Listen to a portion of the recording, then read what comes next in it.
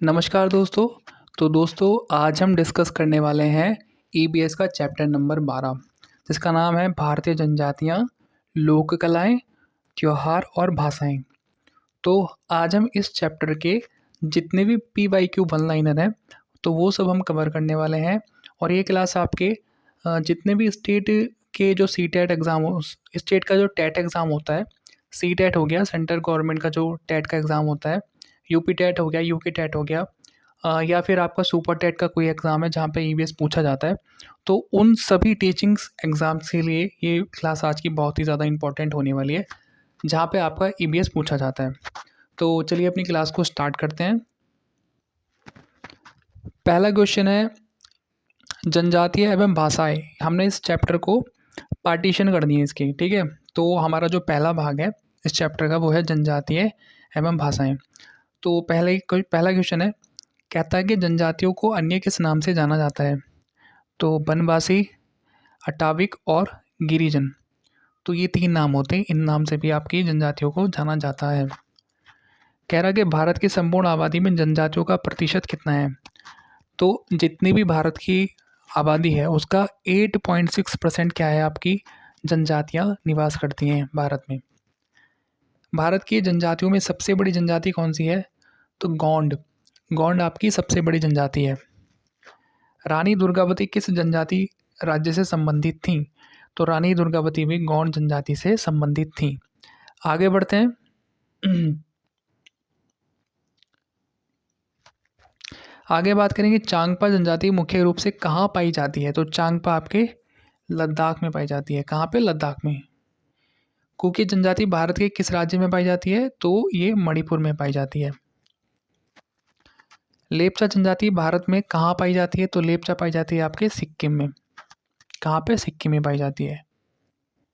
तीजन बाई एक प्रसिद्ध जनजाति महिला है और इनकी प्रसिद्धि किस क्षेत्र में है? तो तीजन बाई की बात कर रहे हैं, ये एक जनजाति महिला है, ठीक है। और आपको बताना है कि ये किस क्षेत्र में प्रसिद्ध है। तो ये गायिका हैं, पंडवानी गायिका हैं ये, ठीक है।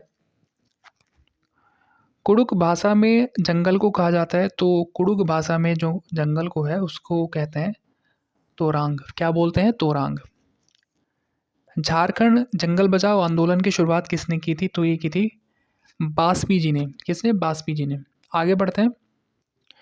पार्ट नंबर 2 है इस चैप्टर का, इसका नाम है पारंपरिक लोक कथाएं एवं चित्रकला। तो पारंपरिक लोक कलाएं और चित्रकला के क्वेश्चन होंगे इस चैप्टर में। समझा?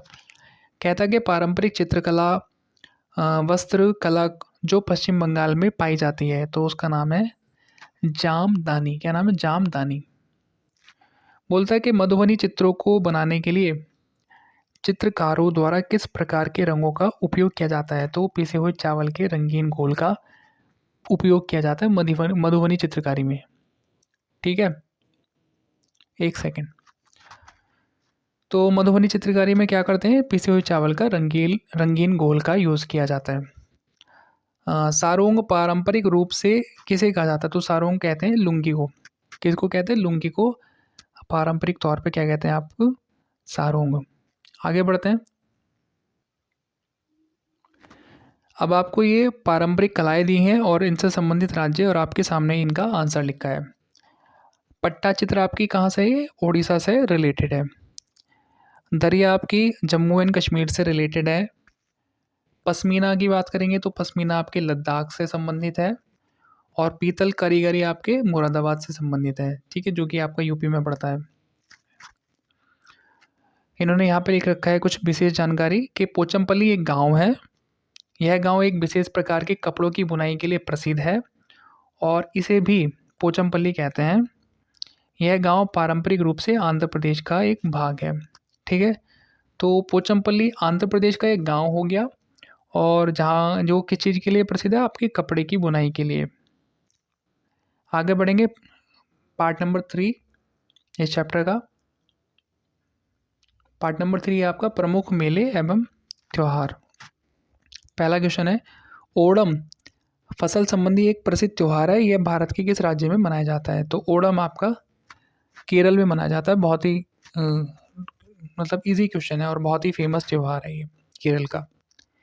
असम का प्रसिद्ध फसल त्यौहार कौन सा है? तो बिहू, ये भी बहुत प्रसिद्ध है।